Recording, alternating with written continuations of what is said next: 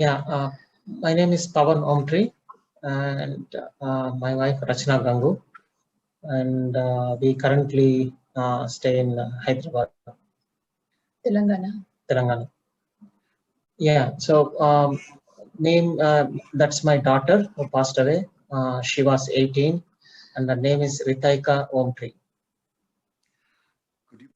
Yeah, Rithaik Rithaika Omtri, OMTRI. No, she was perfectly healthy. She was in perfect, a normal child, absolutely no health condition that I don't think we even went to a doctor in the last 2 years. Yeah. It's May 29th, 2021. No, not zero, at all. Zero. Actually, I did consult 2 or 3 doctors for my parents, probably like 2 or 3 months before we took ours, because my parents have some health conditions. So we asked 2 or 3 doctors, and all of them said the same thing. Vaccines are totally safe, no side effects. They don't even have to worry about the current medication they were taking. And because Ritu was just a normal child, it didn't even occur to me that I have to go to a pediatrician and ask if there's any potential side effects or risks. And even at the vaccination centers, there was no information put up, nothing of any sort. It was just by word of mouth that I hear from others that you might expect high fever the next day or body pains, but that should subside within 2 days. That was the only information we had. We both, Ritu and I, got our vaccines on the 29th of May around 9:30 a.m. and we both got Covishield. And we came back home, and around 11:30 or 12 around noon is when she said her head was starting to hurt. I thought it was probably because, we haven't been out much because of the lockdown. So probably it was just the drive during the day, broad daylight. So I thought it must be just a moderate headache from that. But after lunch, she started complaining that her body was hurting, her headache was getting worse. And starting at around 4, both of us started having a fever. We were given paracetamol at the vaccination center. They said, if you have a fever, take these every 6 hours. I tried to skip it. I thought, let the body fight by itself. Why should we take the paracetamol? And I just waited. And until like 10:30 or 11 in the night, the fever went up to 102.7. Both of us had the same amount of fever, and my husband said it's not a good idea to leave it at 102.7. She needs to get some medicine. So that's when I gave her the paracetamol. In spite of giving the paracetamol, the fever didn't come back to normal. It came down to around 101.8 or 7. And even though both of us had same symptoms, I was able to at least sleep, but her body couldn't take it. She was restless the entire night. She didn't sleep. She was walking around. She was asking her dad to press her legs, press her back, press her head, because she was just restless. And next day morning again, we woke up. We couldn't eat much. And fever continued. It didn't go up to 102, but it was somewhere around 101.5. We continued to take the paracetamol once every 6 hours. So we took about 3 or 4 between the 2-3 days of having fever and headache. And by evening of the 30th, we started feeling better. There was no headache and fever was coming down. We had about close to 100. And on the following Monday, we were back to normal. Actually, I was still lingering with some weakness, but Ritu was just back to normal. And afterwards, for the next 5 days, our lives were just running smooth, just normal, no complaints. And it was on Saturday, which was June 5th, the early hours of June 5th, around 3:30 a.m., she woke up. We were sleeping on the same bed, and she woke me up saying, "Mama, my head is really hurting." And she started scratching like this. I still remember her movement. She was scratching like this, and she said, "Mama, I feel as if lice are crawling all over my head, as if bed bugs are crawling all over my head. My scalp is so itchy." I said, "Ritu, what is it? It's 3:30 in the morning, and you washed your hair today. It's probably dandruff or something. You don't have lice or there are no bed bugs." And then she asked, Mama, can you please put some hair oil for me? And it was 3:30 and I was just sleepy. I said, why don't you do it yourself? So she went downstairs. I don't think she applied oil, but my mom told me that she slept around 6:30 in the morning. And I didn't wake her up. I thought she didn't have good night's sleep. Let her sleep in. And she woke up around 12 or 12:30. This was still the 5th of June. And when she woke up, she didn't have the headache, but she said her left thumb was really sore. It was really, really sore. It was hurting. And one of the small toes on her left foot was also hurting. And the pain was so bad, she says, I might have hit one of my toes to the bed or somewhere and I might have a hairline fracture. And I didn't really trust her. Like, you were asleep the half of the day and you didn't walk around much. How could you hit something and just wake up with the pain? And she just searched herself on the internet looking for symptoms of pain in the toe. And she thought if she has a hairline fracture, then she should bandage it to the next toe so it doesn't move. So she did that for comfort. And then she started hopping on one leg when had to move from around the room. It really didn't bother me even at that time, to be honest. It didn't bother me. And earlier on the 4th of June, actually, she was helping me around with cleaning up of the house, and she was working with some old locks and keys, which were old. And I thought maybe she's usually allergic to dust, so maybe it's some allergic reaction that she's having, is what I thought. So she had itching on the palm. And she started saying, my fingertips are tingly and they feel numb, and my palms are kind of itchy. So I thought these are some allergic reactions. So I called the doctor around 8:30 in the evening. Because of COVID, most of the doctors are available online. So mostly I thought, let's book an appointment on Apollo 24/7. So we booked an appointment with a general physician. And I told him this is what is happening. And the first thing I always mention to the doctors is she got her vaccination 1 week back. It was exactly a week. And that just didn't seem to bother them at all. And he said, okay, maybe she has an allergic reaction. So let's give her Avil for 2 days and give her Crocin for pain. So I did that. That night we went to the pharmacy, got Avil and gave her her first dose. And he said, if it doesn't go down in 2 days, then get her blood work done. That way, sometimes it would tell us if there's an allergic reaction.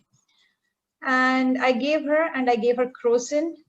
And the next day morning when she woke up, the pain didn't get better.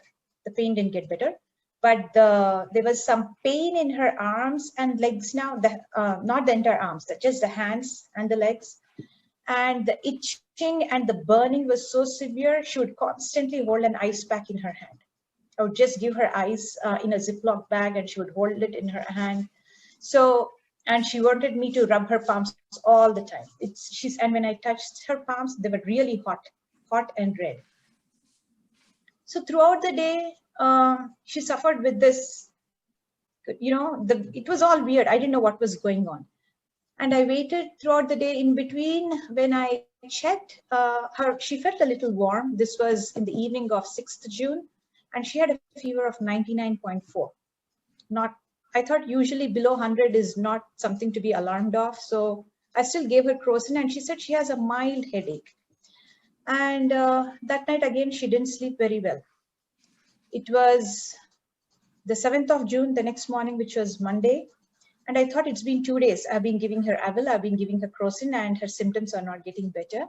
So I took her to get her blood test done. We did that in the morning. And again, she was saying my head is kind of a little bit sore. And she started noticing pink spots underneath her palm, underneath the skin. It was not very prominent, but I could tell it was different from my palm. Her palm looked pink with blotches of pink spots. So we went, and that afternoon, because she was not getting enough sleep during the night, in between she would take cat naps. She would just sit on the sofa and fall asleep. And then she didn't eat lunch because she was not feeling well. Around 4 o'clock, I got a call from the diagnostic center. And they said this, sorry, I didn't pick up the call. It was a random number, so I didn't pick it up.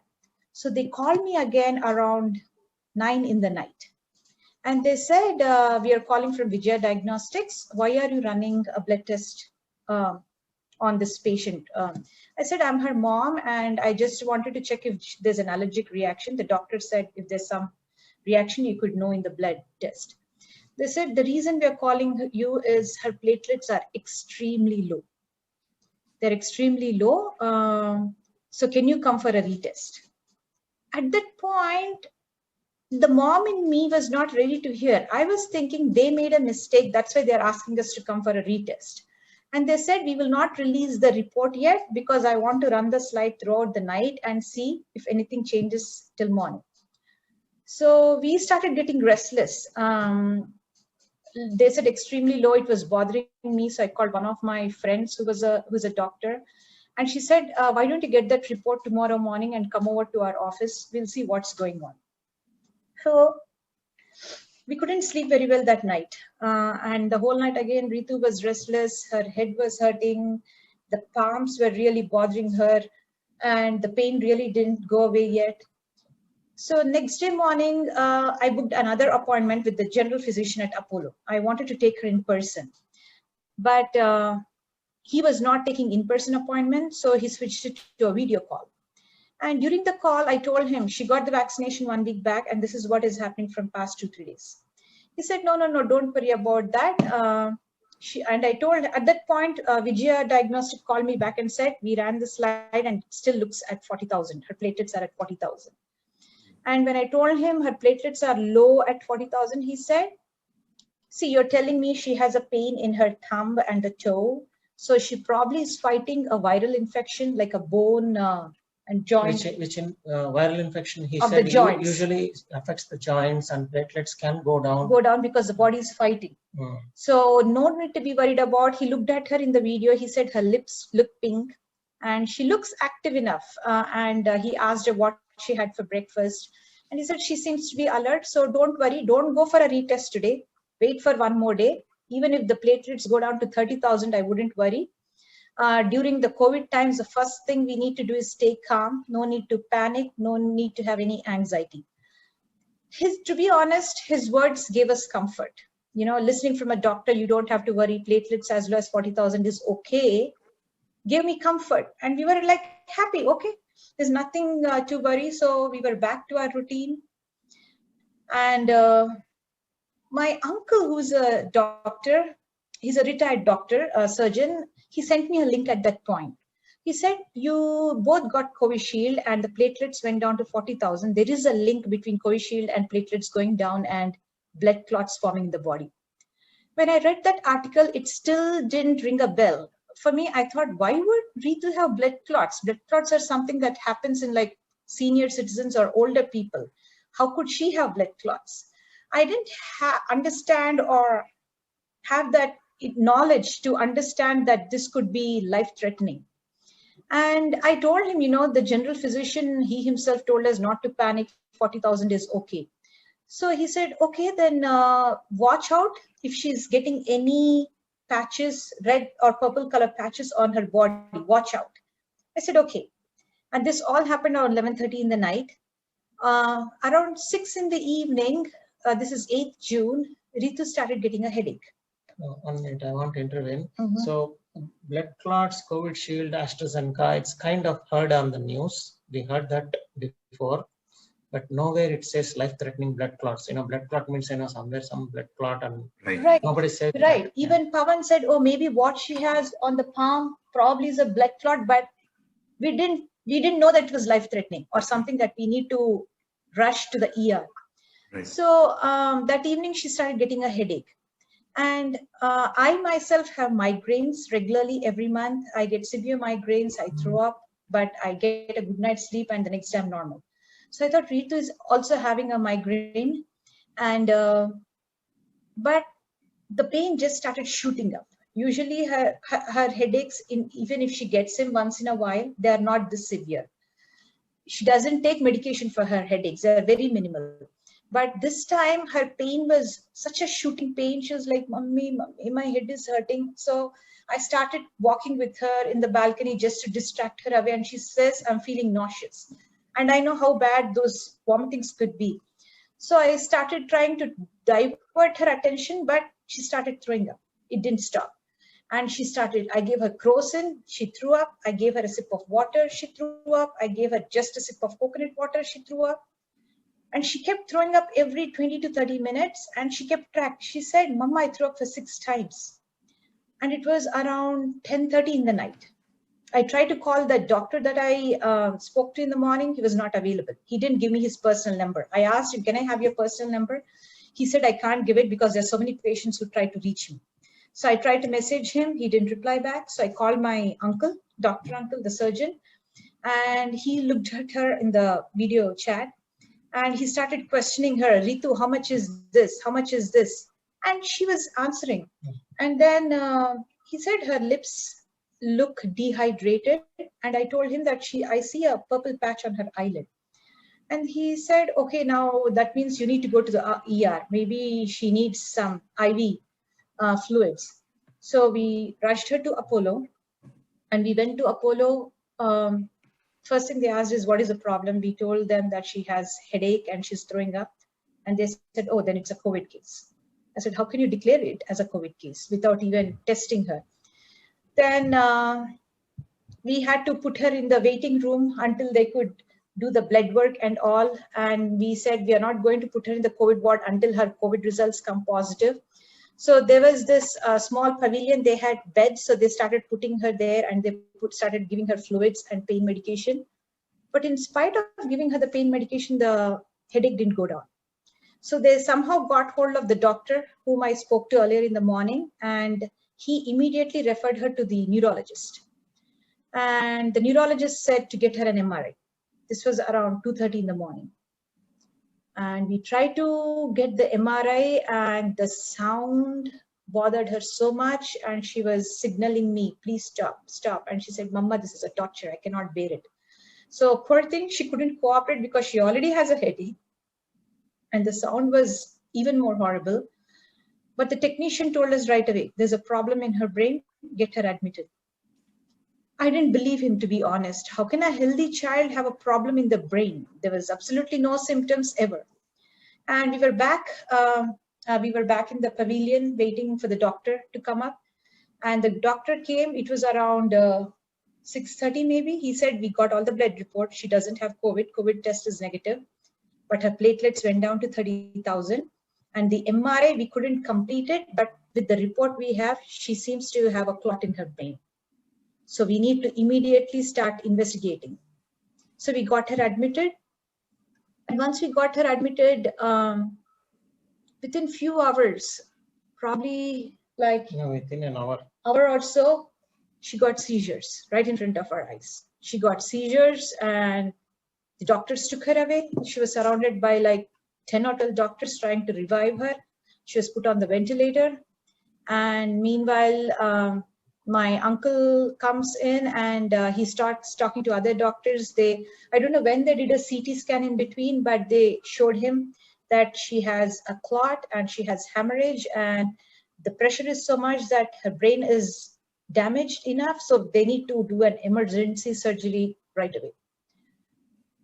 We were in a state of shock. We didn't know what was happening. The girl was just fine yesterday, just walking around. She walked to ER. She walked to ER. Walked in the sense, another thing to point is, when we went to ER, she couldn't walk much. She started limping. Her left leg started folding.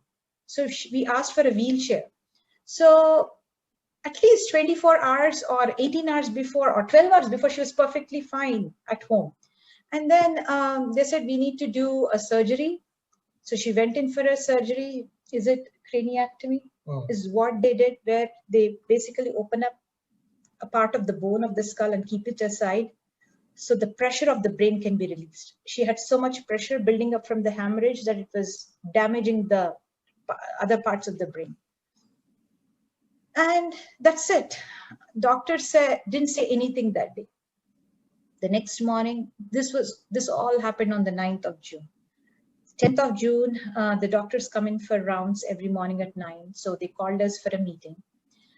And Mr. Alok Jain, who is the surgeon, told us, look, the condition she has is called CVST, cerebral venous sinus thrombosis. And also at that time, they said the root cause is ITP, idiopathic thrombosis something. No, actually, he said we don't know yet. It could be idiopathic thrombosis. Means it happens in people, but we don't know why it happens. And he said two things. First thing is there's a 50-50% chance of her survival. I really am concerned about her survival. And even if she survives, the quality of life she has, because we're looking at her CT scans and her brain has been extensively damaged. I was totally in disbelief what I'm hearing. I just didn't know what happened. How could something happen so fast?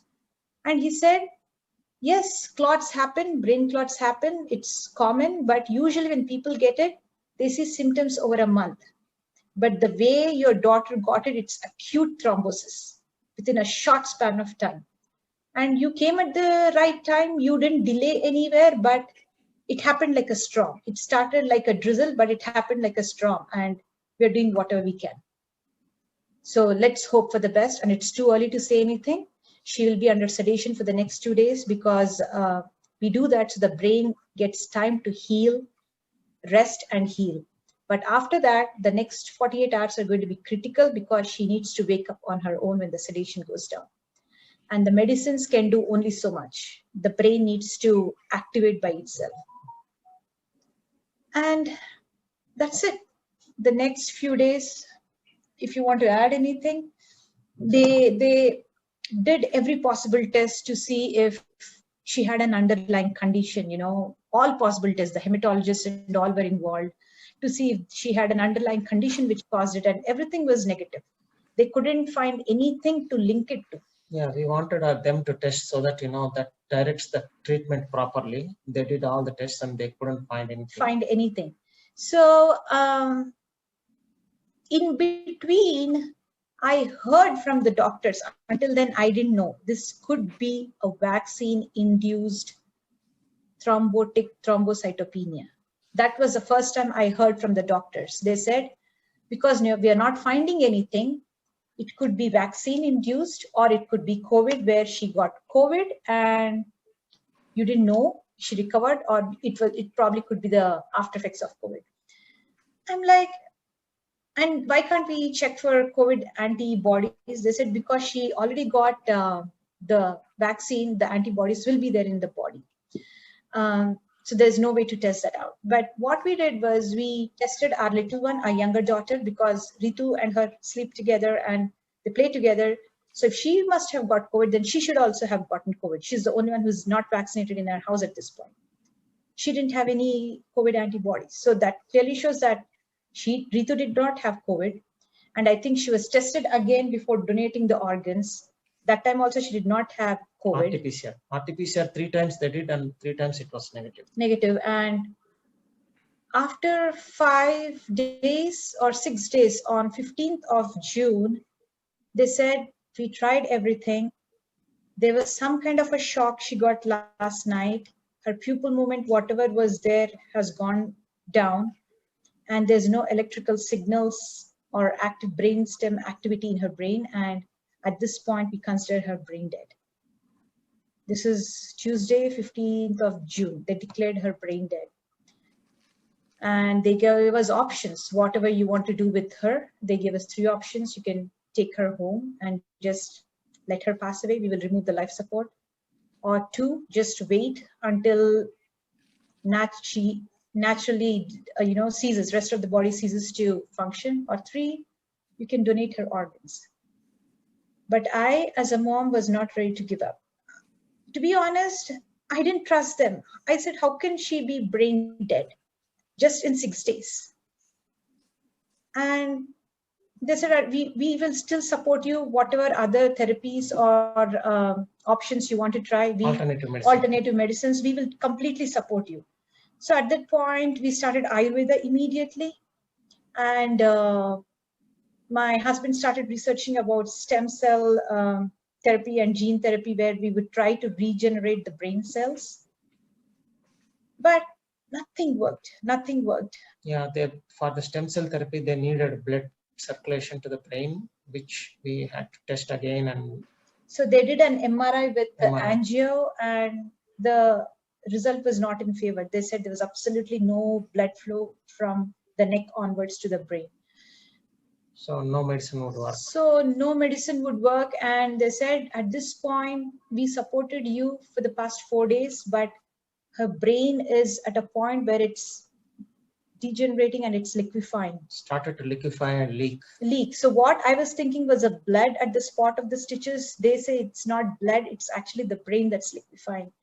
And they said it's unethical on your part to keep her in this condition. I said, can't we take her home and continue to keep her on the ventilator?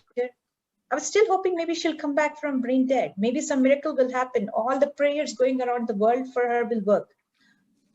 But they said, again, it's unethical. You need to understand her brain is liquefying and there's no way she's going to come back. And at that point, my husband literally begged me, saying, you know what? I don't think she'll come back, but let her live through others. Look at her urine. Her urine pouch was constantly filling up. She has excellent kidneys, and the doctor said her body is in perfect condition. An 18-year-old whose organs are all in perfect condition. Let her continue to live in others, though we cannot see her physically. So that was the toughest decision in my entire life, to just let her go. So we had to sign the paperwork, and then so we could continue with the process of Jeevan Dan. And the entire day I spent with her, still hoping maybe she'll get up with my touch, but it didn't happen. On the 20th of June, early hours at 1:30 a.m. is when they took her to the OT operation theater.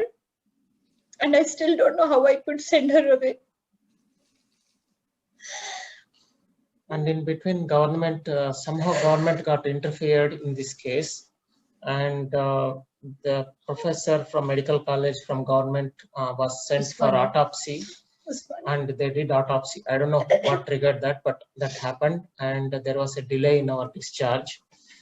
And we don't know what happened in the autopsy. We are yet to get the report.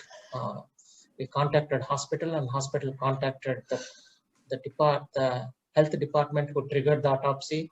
Even they did not get the report yet. So we still don't know what was the findings in autopsy. But I called the doctor, the counselor, day before yesterday, and I asked her if she heard back anything from, if they got back any report from the autopsy, and they said no. And it's been 2 weeks today since it happened, and they said we haven't received anything yet. And I asked, can you at least ask the doctors if they were able to conclude what the reason was? And they continue to say the same. Number one, it could be VITT, vaccine-induced. Presumptive, that's what they said. Presumptive VITT or COVID. And they said COVID could have been caused by vaccine also. That's another thing they said, which is very confusing. Towards the end, recently we found out about AEFI, and we were trying to make sure that is filed. And during those investigations, we found that government themselves has reported it to, like the health department or vaccination department themselves had reported it to government. I don't know exactly what that report means, whether it's AEFI or some other kind of report. Tomorrow we are going to go to that vaccination center and figure this out, and try to make sure that AEFI is reported and we get that report and the national ID number. So some kind of reporting to government has been done. We have to ensure that it is proper AEFI. That's where we are now. I just would like to add that when I talk to people or doctors, they say it's 1 in a lakh or 1 in a million But ask the person, the family who have lost their 1 loved in million ones. is not true, because 1 in million is not true. Because I have reports in some countries it's 1 in 26,000, and in some countries in 1 in 1 lakh. I think it all depends on the transparency of the society and the country. So we are not being transparent. We are not recording the cases. I think it's a lot more than one. It's not even close to 1 in a million. It's a lot more. Now that we are, see, after this happened to us, I feel it shouldn't happen to any other parent. It's devastating. Like a healthy child, you know, who has a bright future, an 18-year-old who was supposed to go to college in a couple of months, just lost her life for no reason. And it shouldn't happen to anybody else. So we started this campaign to raise awareness. It's called Ritu's Vaccine Awareness Campaign. And I hear from some of the doctors saying it's a rare adverse event. It's 1 in a million. The benefit outweighs the risk. What does it mean? Doesn't that one life have any value? All I'm saying is people need to be educated.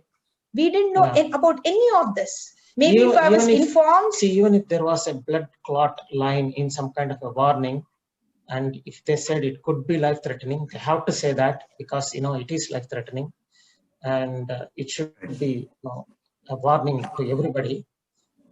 And they could have maybe come early, if not saved life, some form or that they could have written. I feel if I had known that Covishield could cause such an issue, right after she got her vaccine, I could have done her blood work or done something if I was informed by the doctors, or if the company provided that information to us, and maybe should have been still living in some shape or form.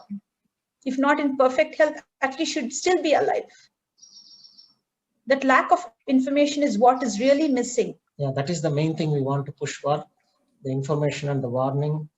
And so many media all over the world, they have been saying blood clot. Nobody says life-threatening blood clot. Correct. And I don't think people realize how life-threatening the blood clots could be.